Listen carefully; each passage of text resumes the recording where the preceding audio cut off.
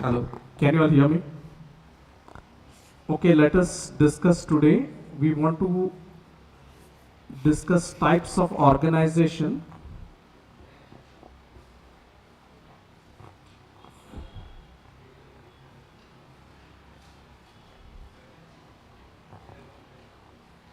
Types of organization.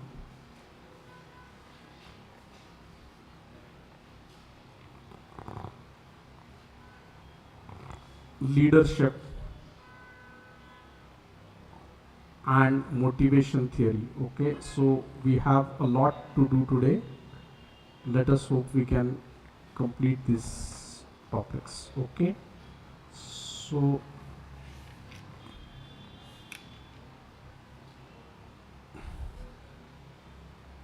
okay, if you go to page number 221, okay, we will get a brief idea about what are the different types of organizations. Okay.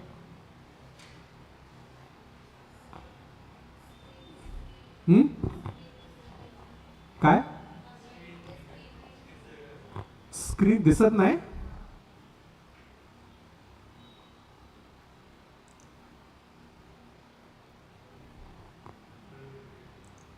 Okay, thank you for telling me that. Okay.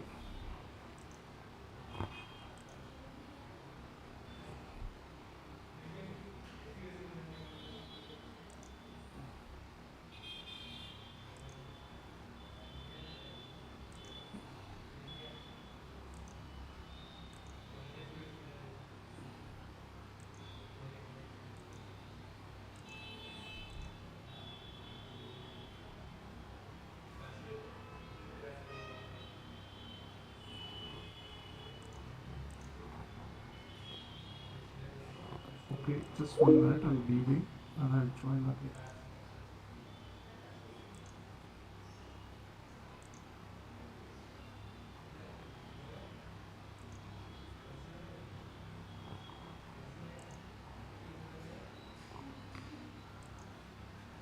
Okay, is this now visible?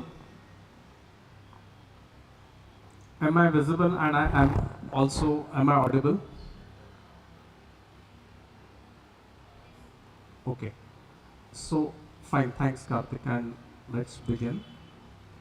See, we want to quickly discuss, there are lots of theories, but we want to finish this quickly. Okay, so if you look at types of organization, okay, all of you know kind of defense forces, armed forces. Okay, so typically what is the hierarchy there? You have the topmost general. So it goes on down like that. Okay, so these type of organizations have been historically the reality. Such organizations are called line organizations. Okay, is it clear? Strictly hierarchical organizations are called line organizations. Okay, another name for this is also, they are called as scalar organizations. Okay, practically today we don't have completely line organizations, but we have something like line organization with the help of specialists, which is called line and staff organization. Okay, and partly this idea of line and staff came from name of, please write this particular fact, remember this, F.W. Taylor was a management scholar, and he is also called as the father of scientific management. Okay, scientific management, the father of scientific management, and he considered the line staff not to be the best organizational structure, but his emphasis was on functions of management, and he suggested that organization should be arranged exactly according to the function. Okay, so such organizations where only specialist work would be called as functional organizations. Okay, but remember, a lot of work that he has done was for industries like manufacturing kind of setup. Today we have more or less what is called as dominance of service sectors. Okay, so a lot of theory, theory about what is the optimal organization has changed. Okay, and we have what are called as matrix organizations. Okay, and another form of organization is committee. All of you know what's a committee? A group of people together with a particular purpose, right? And say for example, in companies, typically say for example, there would be example of a committee is an audit committee. Okay, this committee will take all decisions regarding audit and financial records in a company. Okay, similarly, there is a purchase committee. Okay, so like that, organizations can use committees for various decision making. Okay, fine. Have you got briefly what these organizational structures are? Without looking, can you all write down? Without looking at the board and in the notebook, can you write down these 4 types of organizational structures? Yes? हाँ, नीचे नहीं देखना है, हाँ? Line committee, yes. Functional organizations, yes. Line and staff. Got it, all of you? Okay. Okay, please write regarding this theory. See, in an organization, the organizational structure will give you authority, and for the authority, the manager will also have the corresponding responsibility. Okay, the manager will also have a corresponding level of responsibility. So more is the authority, greater will be the responsibility. Okay, so this idea is called commensurate. Commensurate. म्हणजे your responsibility is related to the level of authority that you have. Is that clear? The word commensurate, have you got it?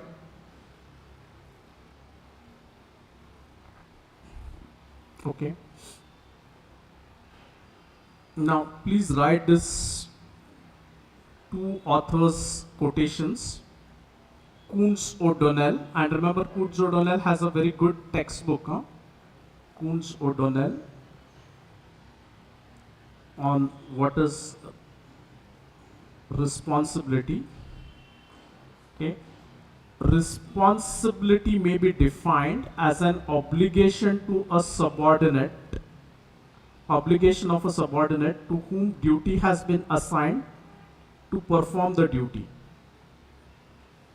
Responsibility is an obligation to perform certain functions to achieve certain results. Okay, so I'm just writing this as obligation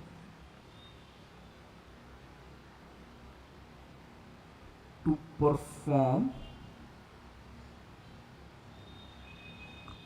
duties assigned. Is that fine? It's obligation to perform duties assigned, and this was the definition of responsibility given by Kuntz and O'Donnell. Kuntz and O'Donnell. Okay. Please write also R.C. Davis's quotations on responsibility. Okay. Responsibility is an obligation of an individual to perform assigned duties to the best of his abilities. Okay. Okay. Perform assigned duties to best of abilities and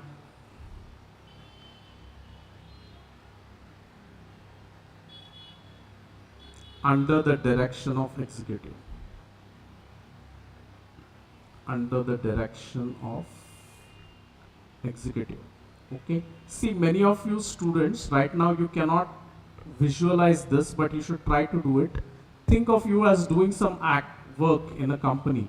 Okay. All these theories have been created out of practical experience, exposure. Okay. So the obligation to perform the assigned duties to the best of the abilities and under the direction of executive. Okay. There's one more thing that I would like you to write down, the quote of R.C. Davis. That's on page number 230. But please write it.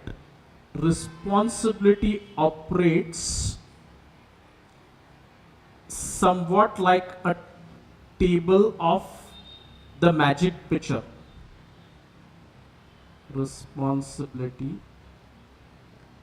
acts like magic picture. Okay.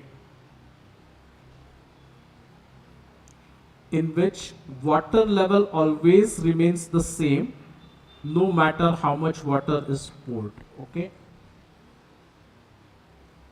Water level remains. Okay, now understand why this statement is being made. No matter what is the level of authority of a manager, even if he delegates the responsibility to subordinate, still the person continues to be responsible for that particular action. Okay, so even if you suppose a manager delegates the power to his subordinate, if there is a lack of performance, then the manager cannot say that the manager did not do the work. So he continues to remain responsible for the authority given to him. Okay, so that is the meaning of this particular quotation. Responsibility operates somewhat like a table of magic picture in which the water level always remains the same no matter how much water is poured out. Okay. Okay, what are the requisites of good accountability? Okay. See, delegation, another two important terms. Delegation is a manager giving authority to the subordinates. Okay, subordinates. Okay, when the authority is given by a manager to the subordinates to perform an action, that is called delegation. Okay, can you think of a situation where there is absolutely no delegation? What would that mean? Delegation ही है नहीं, तो उसमें क्या हो जाएगा ऐसे condition में? या कोई भी काम करना है तो किसको डिसीजन लेना पड़ेगा? टॉप मैनेजर को लेना पड़ेगा, whether it is a small decision, operational decision or a strategic decision. Some decisions will have to go all the way to the top management. So then there is absolutely no delegation. Okay, see this. Delegation is necessary because the scale of organizations is very large. Okay, you imagine like a company like Tata Motors. it is working in India, it is working abroad. In India, it has multiple plants.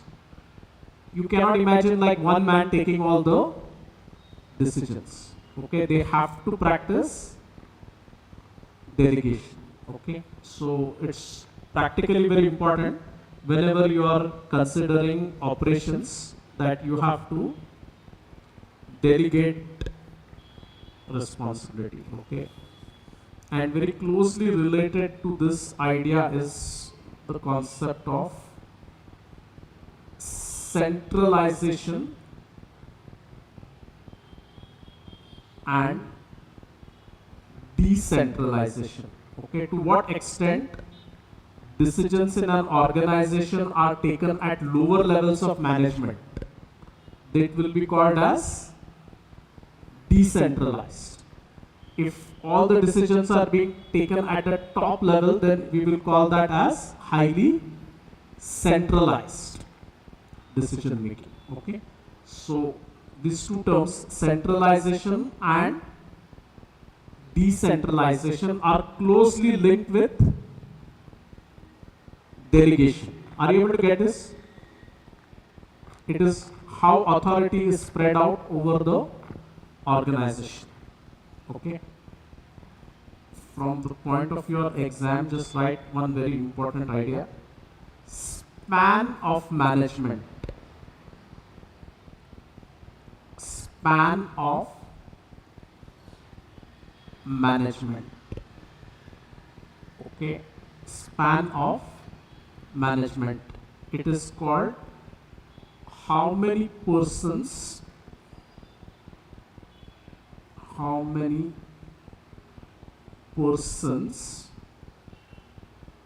report or are supervised by the manager. By the manager. Okay.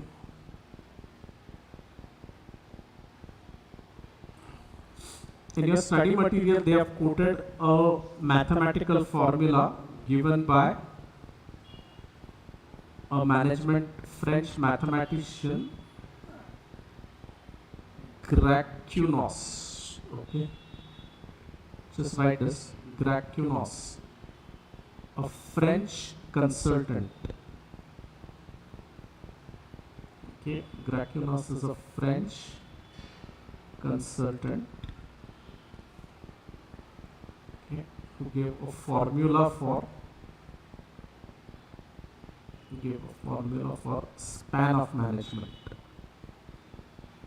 Okay, now see, there is a lot of disagreement on how many people can be effectively supervised by a manager, but some kind of a rule, it seems, is that about 6 persons are the most optimal number of persons a manager can supervise.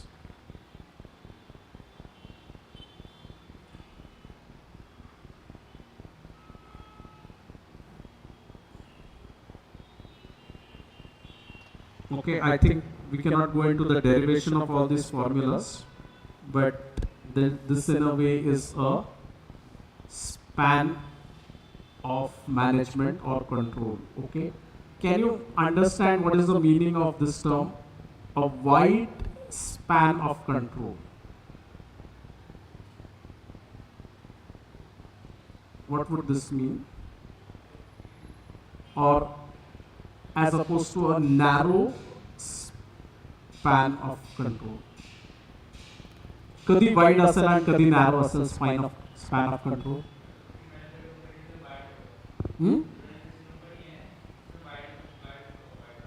एकदम centralized organization रहेगा तो that top management will have many people reporting. So it will be a wide span of control. और एकदम ऐसे delegated रहेगा तो it will be a narrow span of control. Did you get this? Okay, let us just move.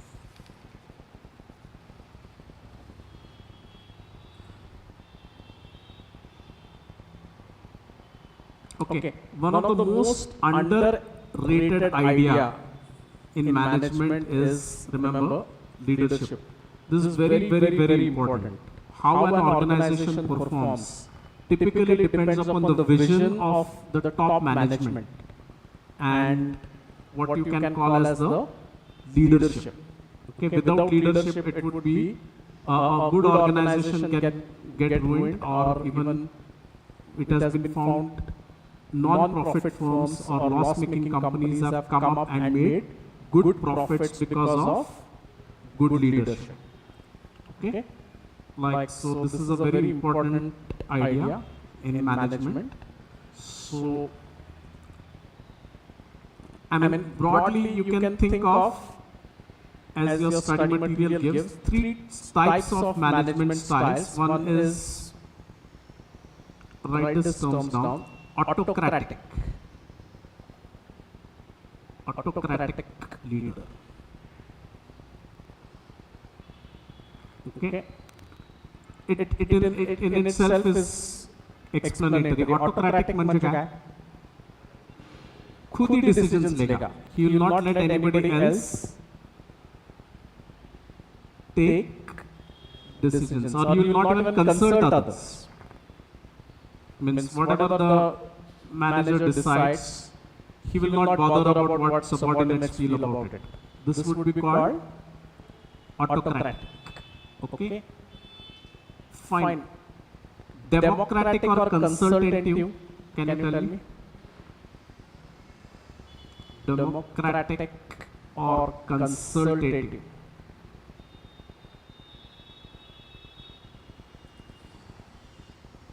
What kind of a manager would that be? He is taking the decisions. Still, the decisions are being taken by the manager only, top manager. But he is at least listening to the subordinates. That would be called as democratic or consultative. Okay? And you can imagine the other opposite, where all the decisions have been given down to the lowest level of management. Okay, that is called a free rein leadership. It means you have allowed all the decision making to go down as decentralized as possible. That would be called as free rein leadership. Is that clear? Okay, autocratic, democratic or participative, and free rein. Okay, these three ideas.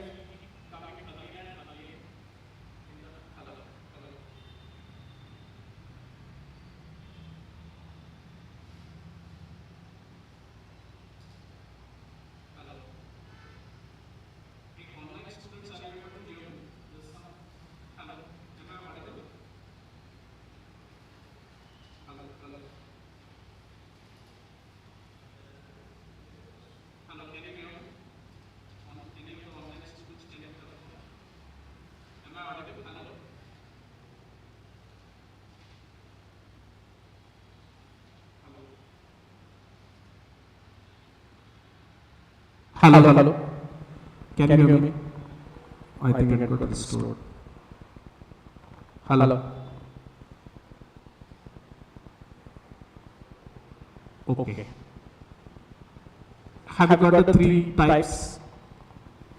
Okay, answer this question. Who is called the father of scientific management? F.W. Taylor, correct. Who is generally called the father of general?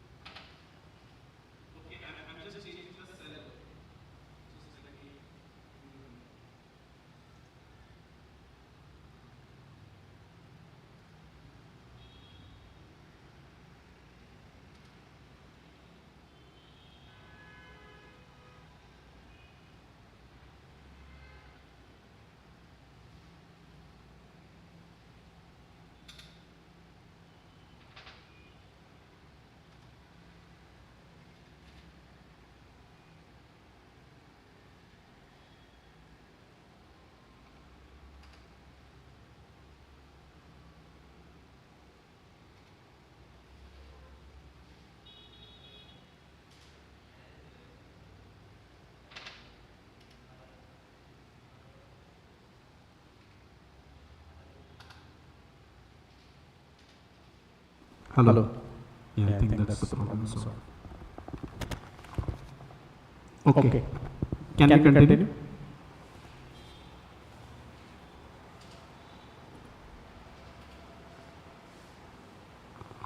Okay. Free reign. Another name for this is laissez-faire. Okay, it's called laissez-faire. It's a French word which means do not interfere kind of thing. Let things be as they are. Okay. Okay, there are various theories of leadership. Have you understood these three terms? Okay. Now this would give you, write down the names of the scholars who gave the leadership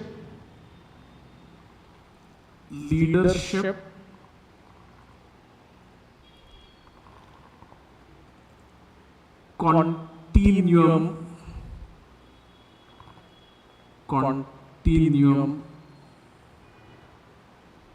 theory. Okay, the leadership continuum theory. Okay, it was given by two management scholars, Tannenbaum and Schmidt. Okay, and Schmidt. Okay, so just remember one thing. He said that leadership can vary in their styles, and we can look at this in with the following interval. Continuum, remember, means an interval. Okay, so you can think of the interval having a left end and a right end. Okay, so he said that if you have leaders who are predominantly like autocratic, you can classify these as very lying to the left of this continuum. Okay, so the left of the continuum is autocratic, and as the managers delegate more and more to the subordinates decision making, at the right end you would be having what would be at the right end? Can you guess? There are three styles, we said. So what is that? When you go into the opposite side of this, laissez-faire, correct? Yeah, free reign. So when you go more and more towards this right hand, you would end up with something like a laissez-faire. Okay, free reign, laissez-faire, leadership. So in between, you can have a variation between how much a person leader is autocratic and how much the person is willing to delegate. Got it? Try to draw this diagram. Left centered is more autocratic. Right centered is more free reign. If you become a manager, try to put a dot there. Where would you lie? Think like that. If you were to become a manager, it will be different, right? Each one is a different kind of a personality. Free reign would be to the rightmost, and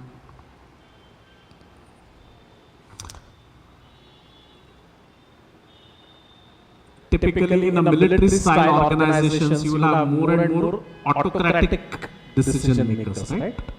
Maybe in software companies and all, where you can have a boss who doesn't know the technology that subordinates know. You may have something like a free reign or more democratic setup. Fine, have you got till this point? Okay, another interesting way to characterize leadership style is given by two management scholars, Blake and Newton. Okay, it is called a managerial grid. Managerial grid. Okay. What these scholars did was they thought of classifying management style, leadership styles along by measuring them on two counts. One is how much is their concern for production. Okay. They put it on a scale. One means lowest. Okay. And probably 9 they took as the highest. Is that fine? And on the other axis, they looked at concern for people. Concern for people. Okay. So this is 1 all the way to 9. Okay. Who would be the best of the managers?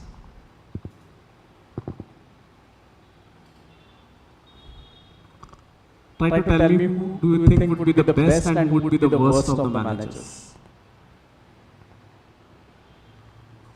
ये दो scales पे production and people worst वाला किधर रहेगा? One means he is neither really interested in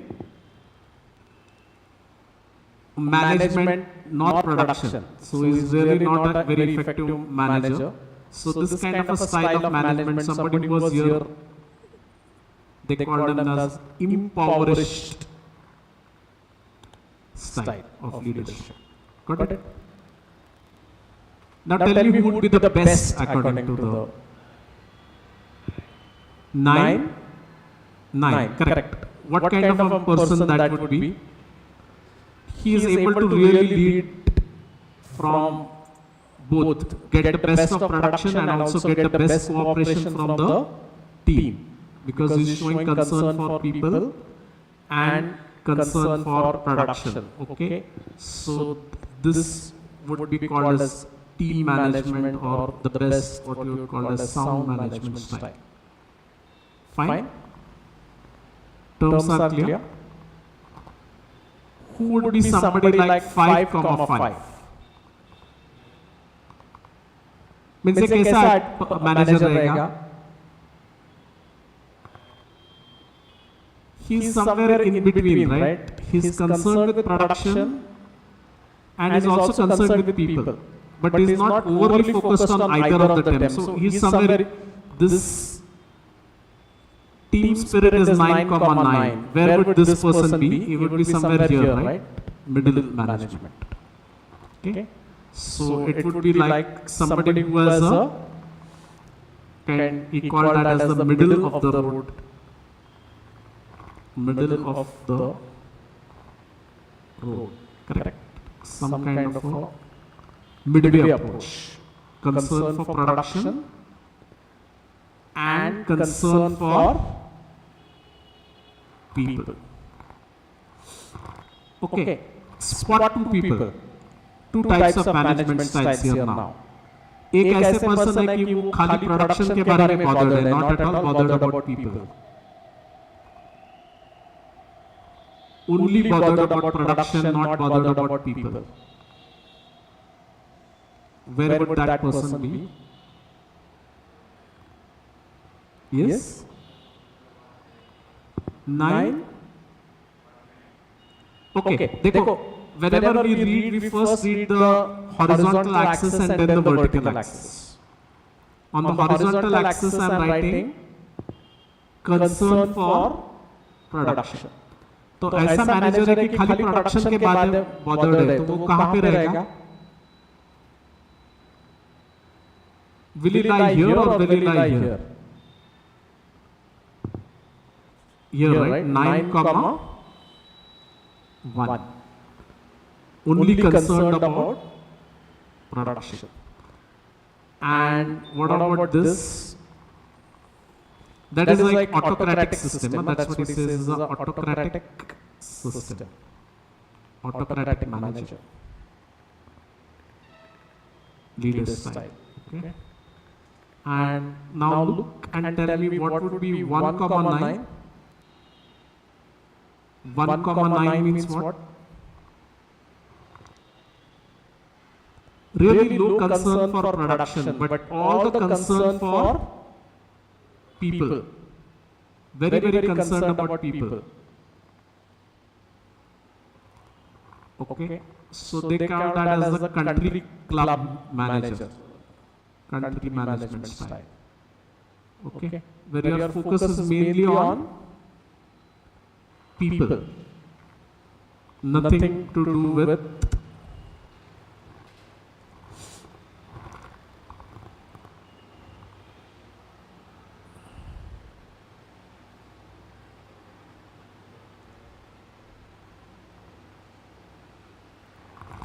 Is that clear?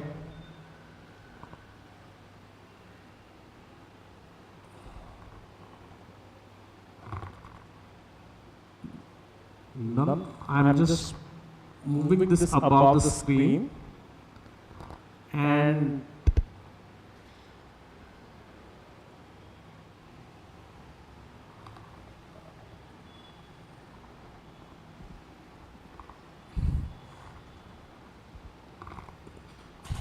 okay. Can you recall from memory and draw the two things? The two diagrams. One is the managerial grid approach. Don't look at where you have written or see from the textbook. Try to draw from memory now. We have just discussed this. I can give you Tannenbaum, and Schmidt. Okay. Leadership continuum. Check if you can draw the leadership continuum.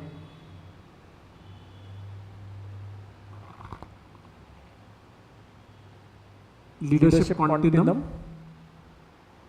Online students, try to draw now without looking at the textbook or the notes.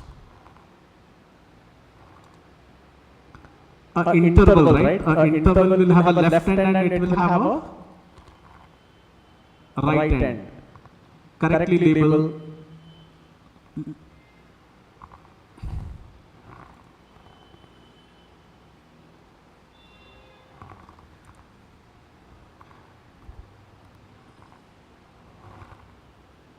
Where would you put a person who is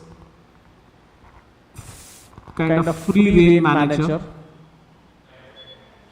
Right side. Perfect. And autocratic manager?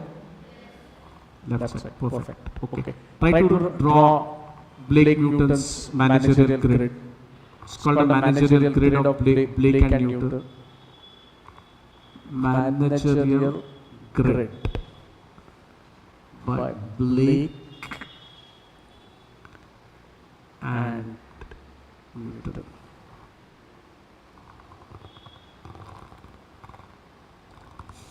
Okay, try to remember from memory what is on the horizontal axis, what is on the vertical axis. Right on the horizontal axis and what is on the vertical axis. Can you tell me? Can anyone tell me? Horizontal axis पे क्या है? Concern for production. Correct. And जैसे right side को जाते हैं, concern increases. And on the vertical axis, what are we writing? Concern for people. Okay, so concern for people is 1 and concern for people is 9. Which is showing more concern? Where it is 9. Correct? Did you all get this? Okay. Mark 4 or 5 important styles of leadership here. Mark the team manager or the spirit who carries the team spirit correctly. 9,9. Very good. Mark that point.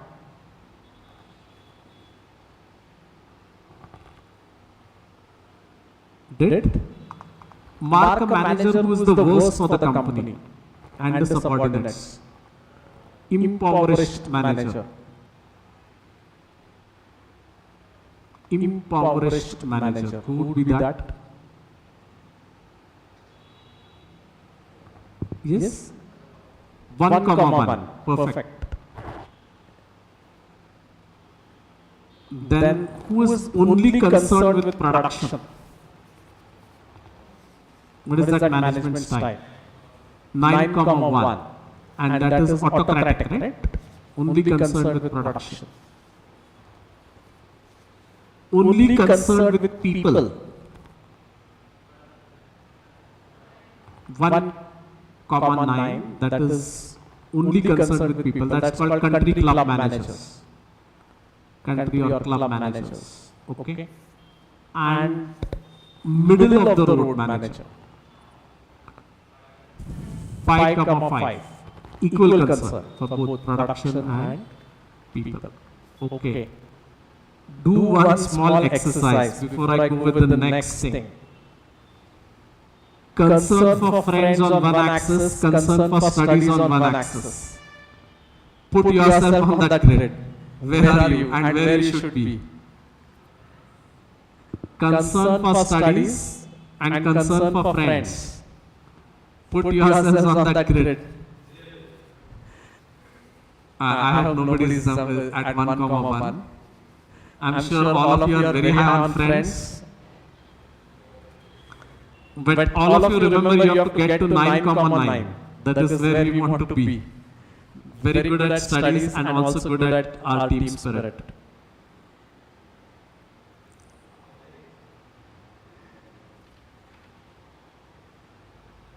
Okay.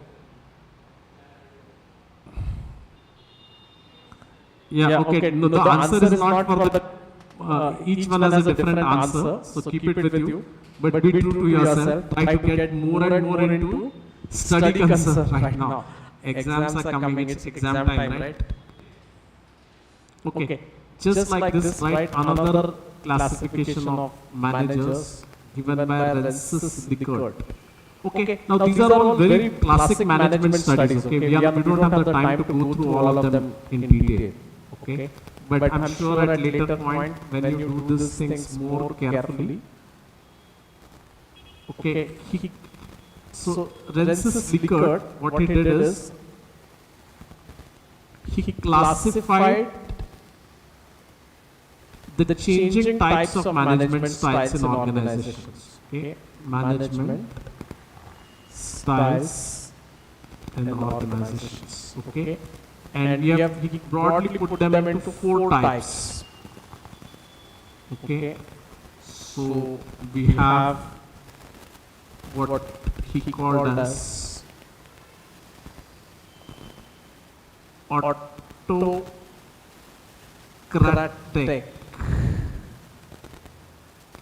autocratic, exploitative. Means really the management is not concerned about the employees. Okay, they are autocratic and exploitative. Okay. Then the next type, let us see, is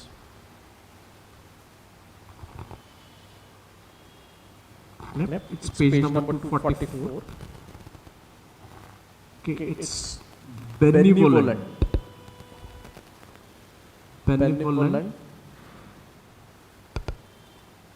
Autocratic. Means still the leadership is centralized, but benevolent means good. Okay, there is a concern for subordinates and people who work for the organization. Okay, so which is better? Which management style is better? Exploitative or benevolent? Benevolent, right? Here there is a greater concern for the employees than under exploitative system. Okay. Then third he called as consultative. Consultative. Consultative. Okay. And this is like you're moving on the spectrum from left to right. Okay. And the last or the free reign kind of style, democratic.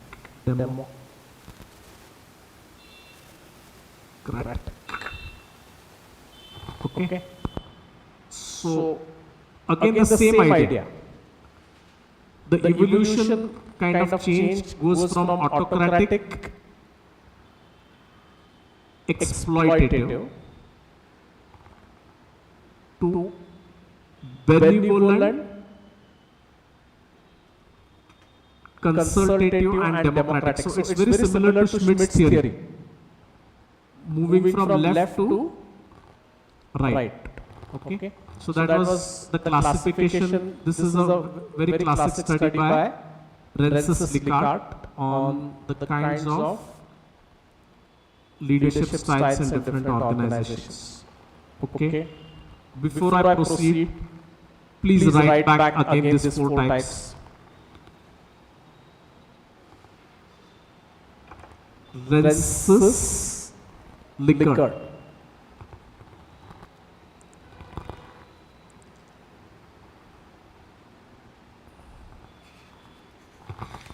Rensis Likart.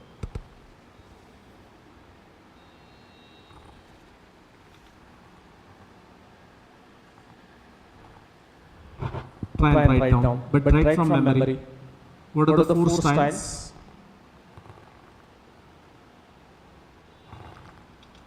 Online students are writing.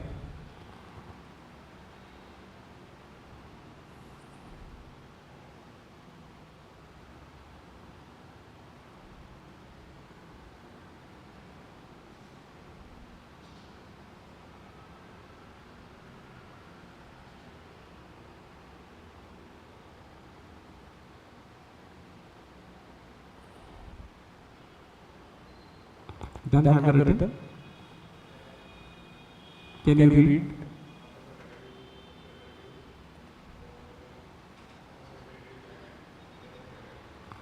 Democratic, correct. Consultative and democratic. Okay. So one more style of leadership, just write that.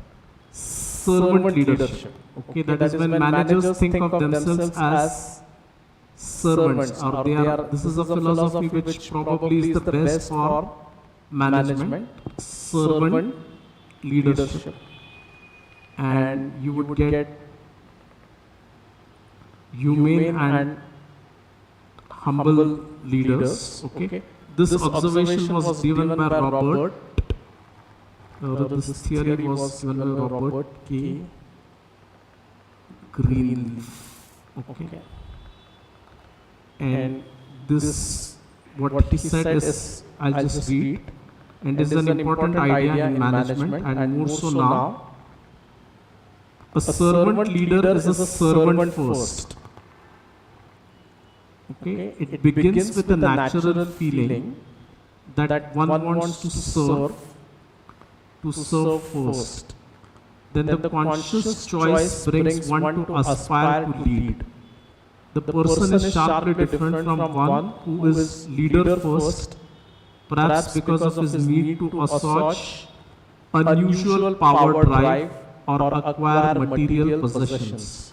The leader first and servant first are two extremes. Okay. Between them there are shades and blends that are part of an infinite variety of human nature. Okay. So again, this is like more service oriented is the leader. Better is likely to be the management style, because he will be concerned about subordinates and he will be concerned about leadership. Okay. Fine. So, okay, after this we have to do motivation theories. But before I get into motivation theories, probably I will do that in the next lecture. You have a test today, right? So we'll do that in the next lecture. But right now I want you to do, we have done this 4 or 5 important theories. Okay. So go to a new page in your notebook. Okay, go to a new page in your notebook. Try to match names of management scholars with ideas we have done today. Names of management scholars and their ideas, or the names of theories. Okay. Now this is not easy because memory is remember, don't use any help. That's all. Take 5-10 minutes. Try to write as many names and theories that we have done in today's lecture. Okay, I'll help you in one way. Kuhn's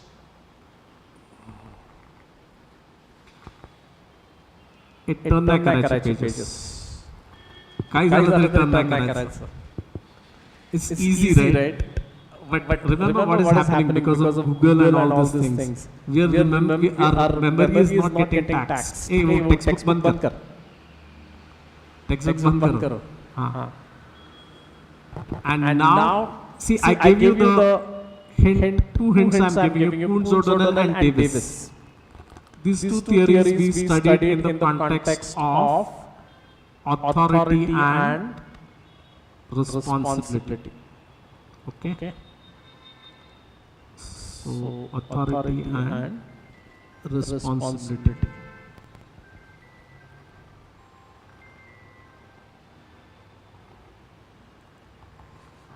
ऐसे बाकी all those scholars that we have tried to remember.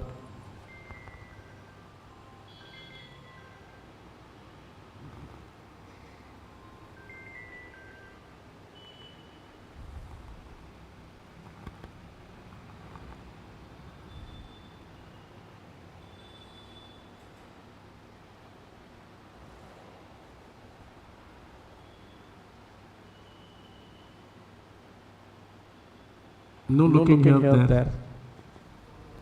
Close your eyes and try to think.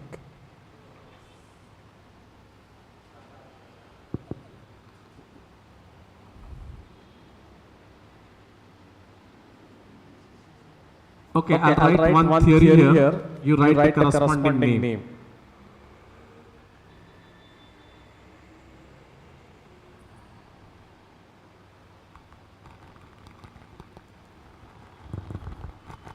Did you get it?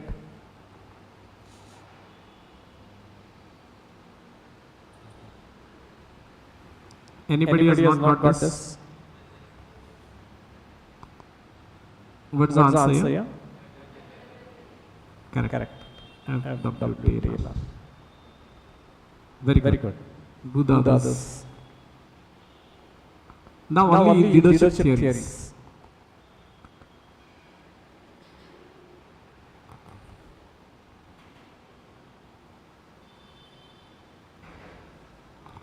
We have done 3 or 4 leadership theories.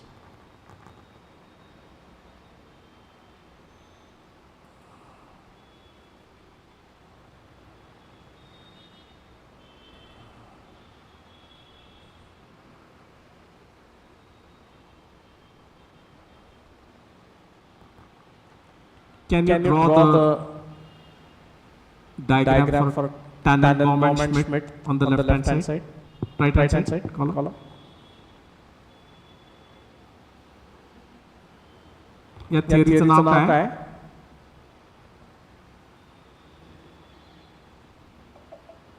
See, it is about leadership styles, right? And he talks about a line, continuum, leadership continuum. So try to draw the diagram here. काय continuum चा left side and right side ला काय आहे? Yes. Autocratic and free rein. Perfect. Blake and Newton.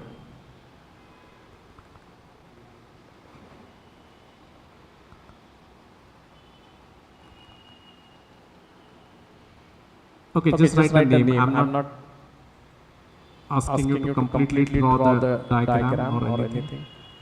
What is it called? Their theory, what is it called? They created what is called as a managerial.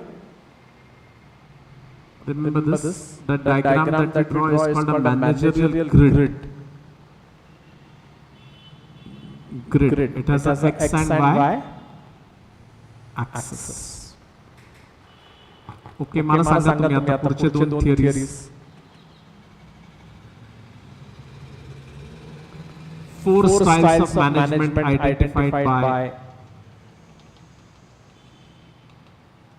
evolving styles of management identified by what is the scholar's name? It's a very big person, right? In management theory. What's this? Robert Blake and Jane Newton. We have already done this. But what is that? Who said servant leadership? Yes. Very good. Greenleaf. Okay. I would keep just Greenleaf in mind because it's very easy to remember. Okay. One leadership thing, continue evolution of styles. Evolution of management styles. Give this theory.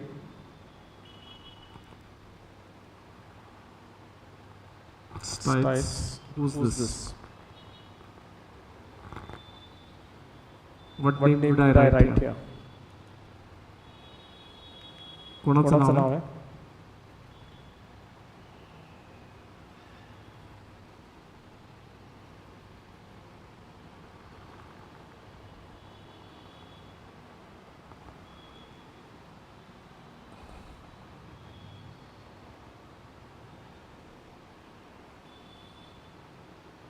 Is that right?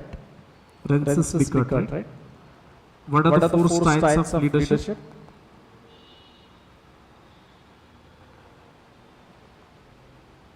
Exploitative, autocratic and exploitative, autocratic and benevolent,